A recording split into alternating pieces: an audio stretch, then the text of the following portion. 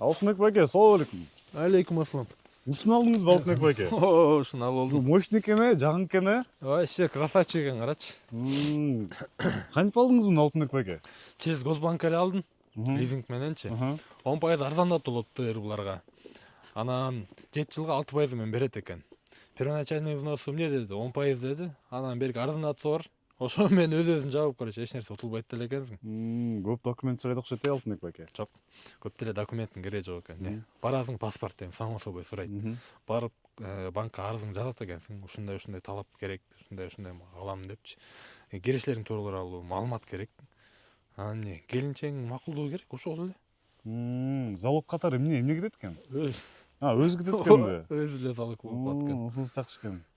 Эми жанагы жер бар да, киреше тиги бу жагын канаттандыралык болбой калса, анда эми жер бер деп сурайт.